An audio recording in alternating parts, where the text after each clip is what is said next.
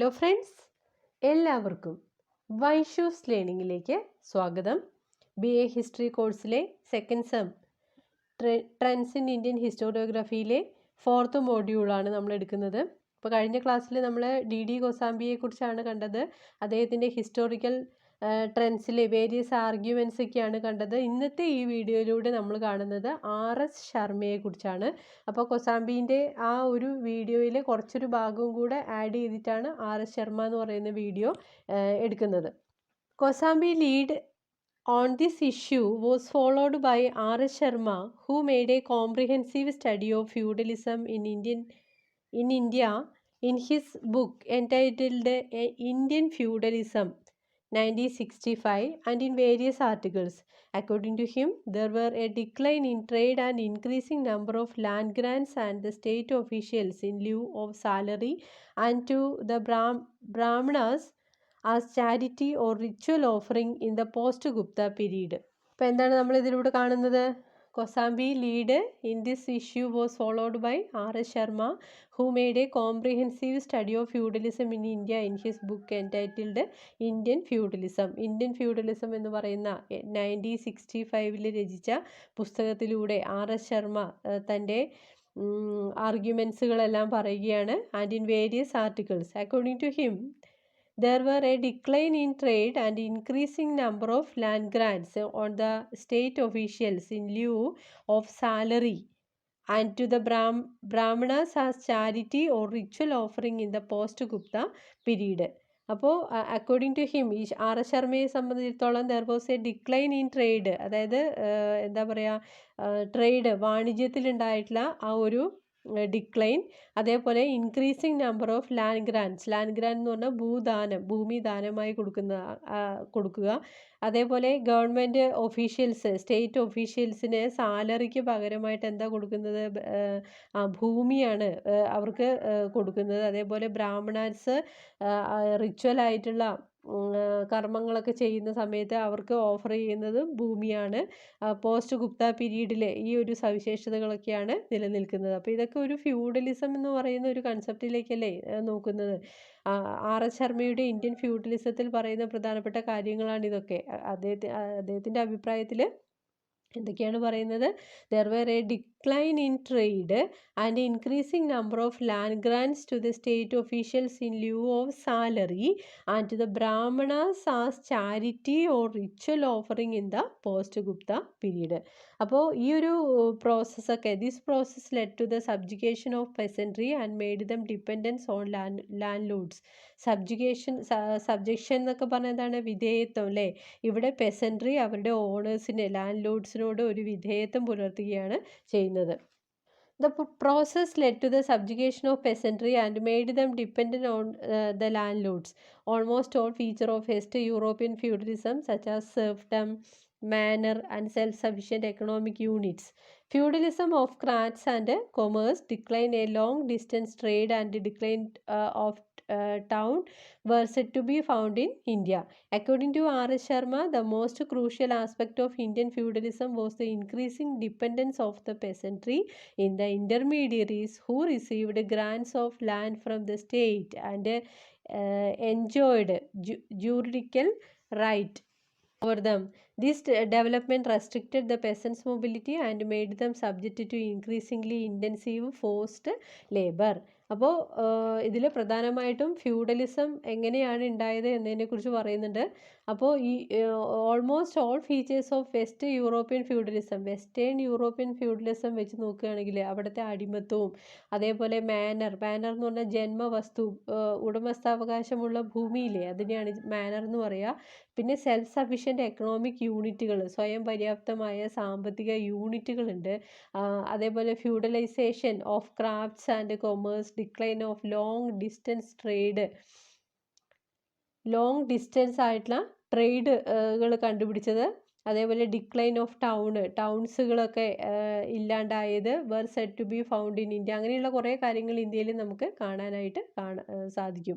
അപ്പോൾ ഫ്യൂഡലിസം വളർന്നു വരാൻ ഇടയായിട്ടുള്ള സാഹചര്യങ്ങളാണ് ഈ വെസ്റ്റേൺ യൂറോപ്യൻ ഫ്യൂഡലിസം ഒക്കെ തകരാനിടയായിട്ടുള്ള സാഹചര്യങ്ങളാണ് നമ്മൾ നോക്കുന്നത്. സെർഫ്ഡം ഉണ്ട്, മാനർ ഉണ്ട്, സെൽഫ് സഫിഷ്യൻറ്റ് എക്കണോമിക് യൂണിറ്റ്സുകൾ, feudalisation of crafts and commerce, decline of long distance trade and decline of town were said to be found in India. അങ്ങനെയുള്ള ചില കാര്യങ്ങൾ എവിടെയും കാണാൻ പറ്റും. വെസ്റ്റേൺ യൂറോപ്പിലുള്ളതുപോലെ തന്നെ ഇന്ത്യയിലും കാണാനായിട്ട് സാധിക്കും. According to R.S. Sharma, the most crucial aspect of Indian feudalism was the increasing dependence of the peasantry on the intermediaries who received grants of land from the state and enjoyed juridical right over them. അപ്പോൾ R.S. ശർമ്മയുടെ അഭിപ്രായത്തിൽ most crucial aspect of Indian feudalism, അതായത് Indian feudalism increasing dependence ആയിട്ട് വരാനുള്ള ഒരു കാരണം എന്താണെന്ന് വെച്ചാൽ പെസൻട്രി ഉണ്ട്, അതോടൊപ്പം തന്നെ രാഷ്ട്രത്തിനും പെസൻട്രിക്കും ഇടയിൽ ഇൻ്റർമീഡിയറീസ് മധ്യവർത്തികളായ കുറേ ആളുകളുണ്ട്. അവർ ആണ് പ്രധാനമായിട്ടും ലാൻഡ് ഗ്രാൻറ്റുകളൊക്കെ സ്വീകരിച്ചിരുന്നത്. അതേപോലെ തന്നെ അവർക്ക് നിയമപരമായ ചില അവകാശങ്ങളും ഉണ്ടായിരുന്നു. അപ്പോൾ ഇങ്ങനെയുള്ള ഡെവലപ്മെൻറ്റ്സുകൾ peasants mobility and made them subject to increasingly intensive forced labour. അവരുടെ നീതി പരിപാലനപരമായ, അതായത് കർഷകരുടെ നീതി പരിപാലനപരമായിട്ടുള്ള കാര്യങ്ങളിലൊക്കെ നിയന്ത്രണങ്ങൾ കൊണ്ടുവന്നു. അങ്ങനെ made them subject to increasingly intensive forced labour. ഈ പെസൻസിനെ ഫോഴ്സ്ഡ് ആയിട്ടുള്ള ലേബറിന് നിർബന്ധിക്കുന്ന ആ ഒരു ഘട്ടത്തിലേക്ക് വന്നു ചേർന്നു. The decline of feudalism also took the same course as in West Europe. Revival of long distance trade, rise of towns, fight of peasants and development of monetary economy were the considered to be the main process of responsible for the decline of feudalism in India. In this schema, the process of feudalization started sometime in the 4th century and declined in the 12th century. This view of medieval Indian society and economy has been questioned by several historians who argue that the development of the Indian society did not follow the Western model. അപ്പോൾ decline of feudalism also took the same course as in west യൂറോപ്പിൽ feudalism ഉണ്ടായി, അതും പതിച്ചു. അതേപോലെ തന്നെ ഇന്ത്യയിലും feudalism പതിക്കാനുള്ള സാഹചര്യങ്ങൾ ഉണ്ടായി. അവിടെ എന്തൊക്കെ കാരണങ്ങളാണോ ഫ്യൂഡലിസം വളരാനിടയായത്, ആ കാരണങ്ങളൊക്കെ ഇന്ത്യയിലുണ്ടായി. വെസ്റ്റേൺ യൂറോപ്പിൽ എന്തൊക്കെ കാരണങ്ങളാണോ ഫ്യൂഡലിസം തകരാനിടയായത്, ആ കാരണങ്ങളൊക്കെ എവിടെയും ഉണ്ടായി, ഇന്ത്യയിലും ഉണ്ടായി. അതിൻ്റെ പ്രധാനപ്പെട്ട കാരണങ്ങളെന്ന് പറയുന്നത് revival of long distance trade ആണ്. അതായത് ലോങ് ഡിസ്റ്റൻസ് ആയിട്ടുള്ള ട്രേഡ് റൂട്ടിൻ്റെ പുനരുജ്ജീവനം. അതേപോലെ റൈസ് ഓഫ് ടൗണുകൾ വളർന്നു വന്നത്, ഫ്ലൈറ്റ് ഓഫ് പെസൻസ്, അതായത് അപ്പോൾ ഈ ടൗണുകൾ വളർന്നു വന്നപ്പോൾ ഗ്രാമങ്ങളിൽ നിന്നും പെസൻസ് എവിടേക്ക് പോയി, ടൗണുകളിലേക്ക് ചേക്കേറുകയുണ്ടായി. And development of monetary economy, ധനപരമായിട്ടുള്ള ഒരു സമ്പദ് വ്യവസ്ഥ വളർന്നു വന്നു. ഇതൊക്കെയാണ് പ്രധാനമായിട്ടും ഡിക്ലൈൻ ഓഫ് ഫ്യൂഡലിസത്തിൻ്റെ പ്രധാനപ്പെട്ട ഘടകങ്ങളായിട്ട് കണക്കാക്കുന്നത്. അപ്പോൾ ഈ ഒരു സ്കീം വെച്ച് നോക്കുകയാണെങ്കിൽ the process of feudalisation started sometime in 4th century AD. 4th centuryയിലായിരിക്കാം ഈ ഫ്യൂഡലിസം വളർന്നു വന്നത്. അത് എൻഡ് ചെയ്തത് പ്രധാനമായിട്ടും 12th centuryയിലാണ്. അപ്പോൾ the view of medieval Indian society and economy has been questioned by several historians. കുറേ ആളുകളൊക്കെ ഇതിൻ്റെ വളർച്ചയും ഇതിൻ്റെ തളർച്ചേനെയും കുറിച്ചൊക്കെയുള്ള ക്വസ്റ്റ്യൻസ് ചെയ്യുന്നുണ്ട്. that he developed of the Indian society did not follow the western model. അപ്പോൾ അവർ പറയാണ് നമ്മളൊരിക്കലും ഈ വെസ്റ്റേൺ മോഡൽ ഫോളോ ചെയ്യുന്നില്ല എന്നാണ് ചില ചിന്തകന്മാർ പറയുന്നത്. നമ്മൾ നോക്കുന്നത് R.S. ശർമ്മയാണ്. Professor R.S. Sharma applied historical materialism to the study of early Indian history.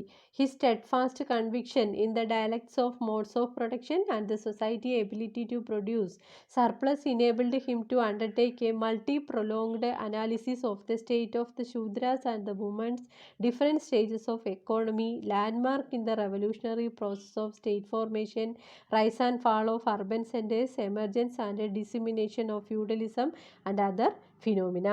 അപ്പോൾ R.S. ശർമ്മ ഹിസ്റ്റോറിക്കൽ മെറ്റീരിയലിസം അദ്ദേഹത്തിൻ്റെ ഇന്ത്യൻ ഹിസ്റ്ററിയിൽ കൊണ്ടുവരുന്നുണ്ട്. ചരിത്രത്തിൻ്റെ വൈരുദ്ധ്യാത്മകമായ ഭൗതികവാദം എന്ന് പറയുന്ന കാൾ മാർക്സിൻ്റെ കൺസെപ്റ്റ് R.S. ശർമ്മയും ഇന്ത്യൻ ഹിസ്റ്ററിയിൽ കൊണ്ടുവരുന്നുണ്ട്. അദ്ദേഹത്തിൻ്റെ സ്റ്റെഡ് ഫാസ്റ്റ് കൺവിക്ഷൻ, സ്റ്റെഡ് ഫാസ്റ്റ് മീൻസ് അദ്ദേഹം ഏറ്റവും കൂടുതൽ ഊന്നൽ കൊടുക്കുന്ന അദ്ദേഹത്തിൻ്റെ കൺവിക്ഷൻ എന്ന് പറയുന്നത് ഈ ഡയലക്റ്റിക്കൽ മോഡ് ഓഫ് പ്രൊഡക്ഷനും അതേപോലെ സൊസൈറ്റിയുടെ കഴിവാണ്. അതായത് produce surplus enabled him to undertake the multi prolonged analysis of the state of the Shudras and woman. അപ്പോൾ ഈ ചരിത്രത്തിൻ്റെ വൈരുദ്ധ്യാധിഷ്ഠിത ഭൗതികവാദത്തിൽ അധിഷ്ഠിതമായിട്ടുള്ള പ്രൊഡക്ഷൻ പ്രോസസ്സ്, ആ പ്രൊഡക്ഷൻ പ്രോസസ്സ് ചെയ്യുന്ന ഒരു സൊസൈറ്റി, ആ സൊസൈറ്റിയുടെ എബിലിറ്റി, ആ സൊസൈറ്റി ചെയ്യുന്ന പ്രവൃത്തിയുടെ സർപ്ലസ് ആയിട്ടുള്ള വാല്യൂസ്, ആ വാല്യൂസ് ഏറ്റവും കൂടുതൽ അഫക്റ്റ് ചെയ്യുന്ന സമൂഹത്തിലെ ഏറ്റവും ഡൗൺ ട്രോഡൺ ആയിട്ടുള്ള ശൂദ്രാസ്, അതേപോലെ വുമൺസ് എന്നിവരുടെയൊക്കെ അവസ്ഥകൾ, പിന്നെ ഡിഫറെൻറ്റ് സ്റ്റേജസ് ഓഫ് എക്കോണമി, സമ്പദ് വ്യവസ്ഥയുടെ തന്നെ വ്യത്യസ്തമായിട്ടുള്ള അവസ്ഥകൾ, അതായത് മുതലാളിത്തം ഉണ്ട്, അല്ലെങ്കിൽ എന്താ പറയുക, ഉയർന്ന സമ്പദ് വ്യവസ്ഥ, താഴ്ന്ന സമ്പദ് വ്യവസ്ഥ, ചൂഷണം, അങ്ങനെയുള്ള ഡിഫറെൻറ്റ് സ്റ്റേജസ് ഓഫ് എക്കോണമിയെ കുറിച്ച് പറയുന്നുണ്ട്. Landmark in the revolutionary process of state formation, രാഷ്ട്രത്തിൻ്റെ രൂപീകരണത്തിലേക്ക് നയിച്ച പ്രധാനപ്പെട്ട ഘടകങ്ങളെക്കുറിച്ചൊക്കെ R.S. ശർമ്മ പറയുന്നുണ്ട്.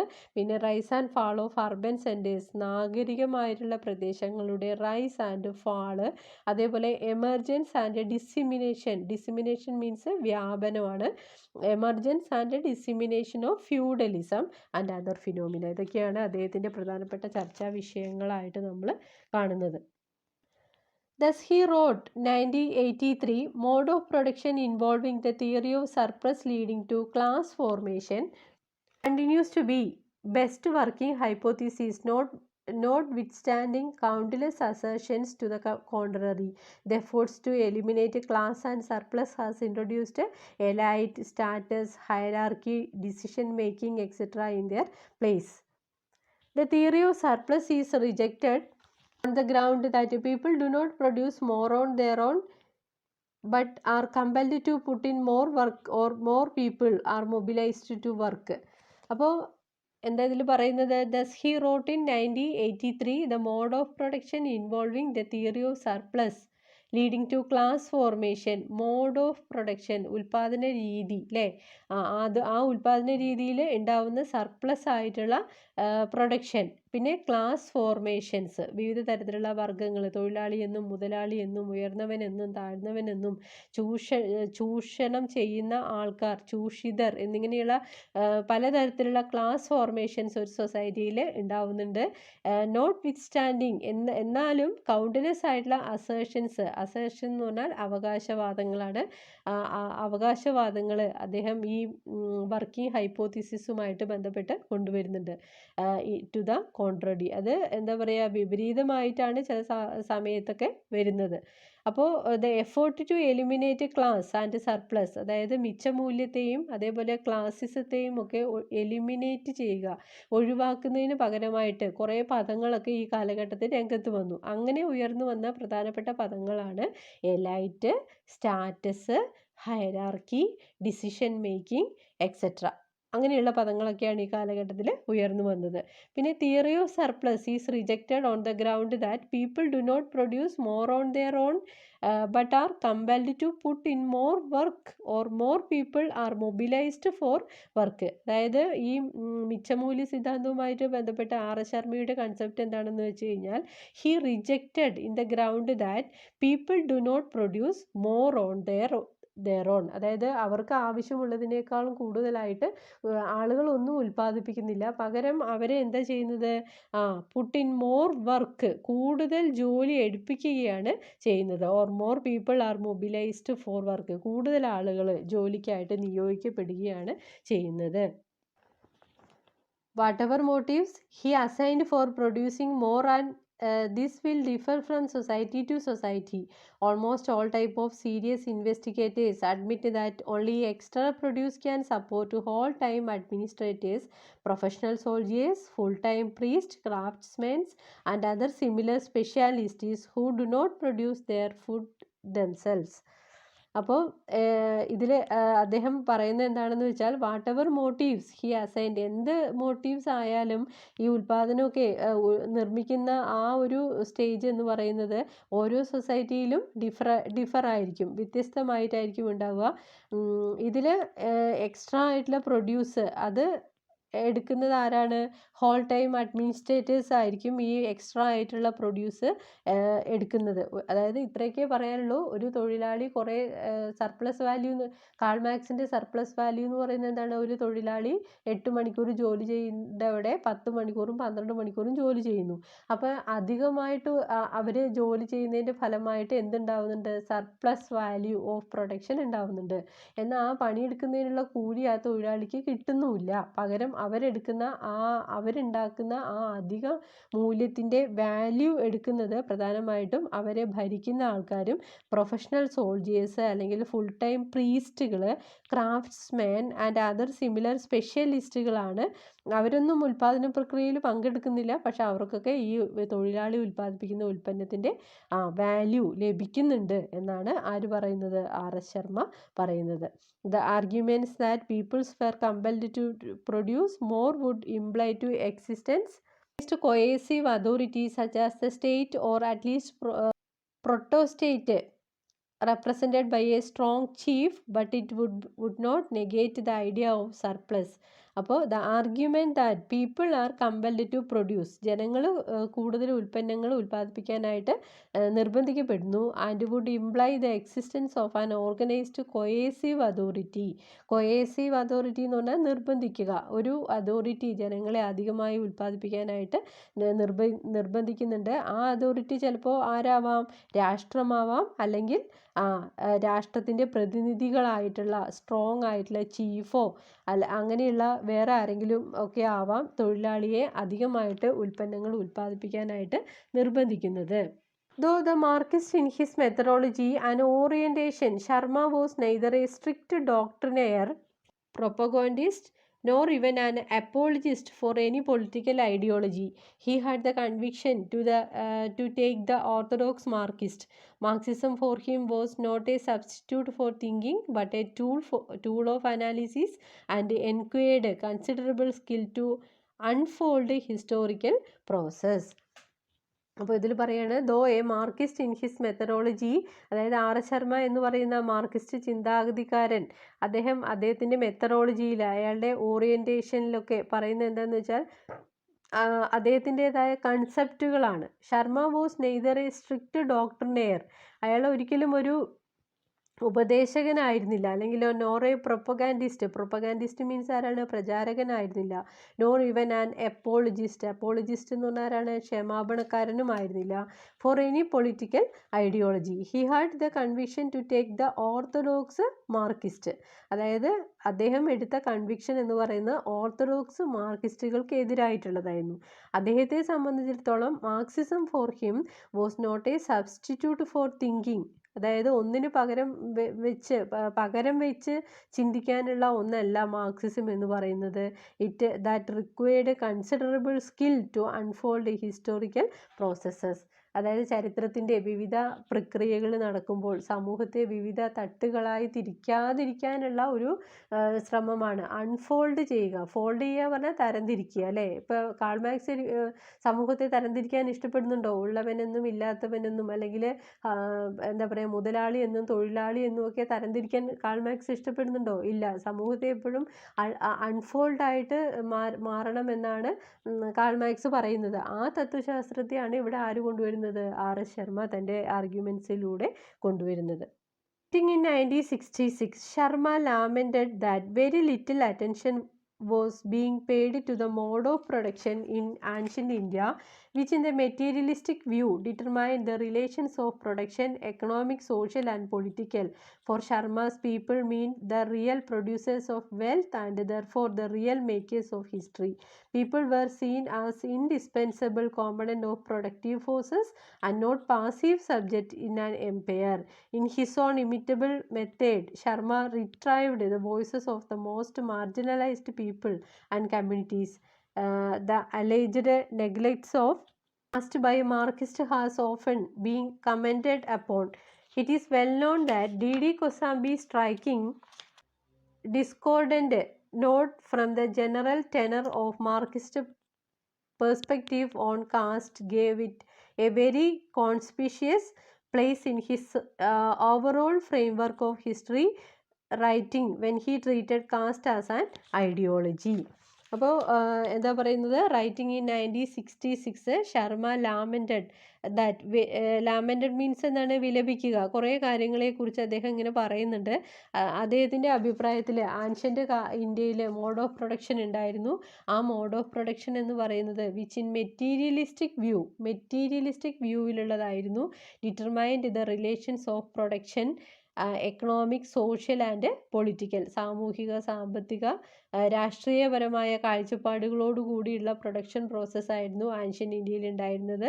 അപ്പോൾ for Sharma people meant the real producers of wealth. ജനങ്ങൾ എന്നതുകൊണ്ട് അർത്ഥമാക്കുന്നത് എന്താണ്? They were the real producers of the wealth and therefore the real makers of history. People were seen as indispensable എന്ന് പറഞ്ഞാൽ നിസ്തുലമായിട്ടുള്ള കുറേ ഘടകങ്ങളുടെ പ്രൊഡക്റ്റീവ് ഫോഴ്സസിൻ്റെ ഒരു കൂട്ടമാണ് പീപ്പിൾ എന്നതുകൊണ്ട് അർത്ഥമാക്കുന്നത്. Not passive subject in an empire, ഒരു സാമ്രാജ്യവൽക്കരിക്കപ്പെടുന്ന ഒരവസ്ഥയിലേക്ക് കൊണ്ടുപോകുന്നില്ല. അപ്പോൾ ഇതുകൊണ്ട് എന്താ അർത്ഥമാക്കുന്നത്? ജനങ്ങളെന്ന് പറഞ്ഞാൽ രാഷ്ട്രമാണ്, രാഷ്ട്രം എന്ന് പറഞ്ഞാൽ ശക്തമായ ഒരു ഭരണത്തിന് കീഴിലുള്ളതാണ്. അങ്ങനെ കുറേ ജനങ്ങളുടെ, ശക്തരായ ജനങ്ങളുടെ കീഴിലുള്ള ആ ഒരു രാഷ്ട്രം ഒരു സാമ്രാജ്യത്തിൻ്റെ പവർ കാണിക്കുന്നു എന്നൊക്കെയാണ് പറയുക. അപ്പോൾ ഇവിടെ സാമ്രാജ്യത്തിൻ്റെ അത്രയും പവർ ജനങ്ങൾ എന്ന് പറയുന്നത് ഏതിൽ കാണിക്കുന്നുണ്ട്? പ്രൊഡക്ഷൻ പ്രോസസ്സിൽ കാണിക്കുന്നുണ്ട്. In his own inimitable method Sharma retrieved means വീണ്ടെടുക്കുക. എന്താ ഇവിടെ വീണ്ടെടുക്കുന്നത്? The voices of the most marginalised people, പാർശ്വവൽക്കരിക്കപ്പെടുന്ന ഒരു പറ്റം ആളുകളുടെ ശബ്ദമായിട്ട് R.S. ശർമ്മ മാറുകയാണ്. കമ്മ്യൂണിറ്റിയുടെ ശബ്ദമായിട്ട് R.S. ശർമ്മ മാറുകയാണ്. The alleged neglect of caste of Marxist has been commented upon. അതായത് കാസ്റ്റ് എന്ന് പറയുന്നതിനെ, അലേജ്ഡ് എന്ന് പറഞ്ഞാൽ എന്താണ്? ആരോപിക്കുക അല്ലേ. ഇവിടെ alleged neglect of caste by Marxist. Karl മാർക്സിൻ്റെ കീഴിലുള്ള മാർക്സിസ്റ്റുകൾ കാസ്റ്റ് എന്ന് പറയുന്നതിനെ എത്രമാത്രം നെഗ്ലക്റ്റ് ചെയ്യുന്നുണ്ടോ, അവഗണിക്കുന്നുണ്ടോ, അതേ അർത്ഥത്തിൽ തന്നെ R.S. ശർമ്മയും അദ്ദേഹത്തിൻ്റെ ആർഗ്യുമെൻസുകൾ കൊണ്ടുവരുന്നുണ്ട്.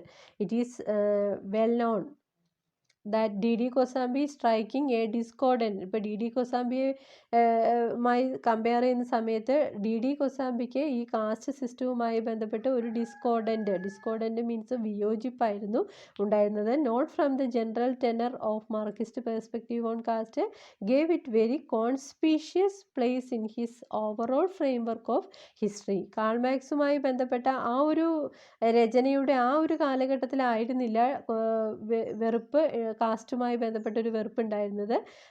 പ്രകടമായിട്ടുള്ള, കോൺസ്പീഷ്യസ് മീൻസ് എന്നാണ്, പ്രകടമായിട്ടുള്ള ഒരു പ്ലേസ് ചരിത്രരചനയെ നടത്തുന്ന സമയത്ത് ഒരു പ്രകടമായിട്ടുള്ള ഒരു പ്ലേസ് കാസ്റ്റ് എന്ന് പറയുന്നതിന് കൊടുക്കേണ്ട സമയത്താണ് അദ്ദേഹത്തിൻ്റെ കാസ്റ്റ് ഐഡിയോളജി, അതുമായി ബന്ധപ്പെട്ട വിയോജിപ്പ് അദ്ദേഹം പ്രകടമാക്കിയത്.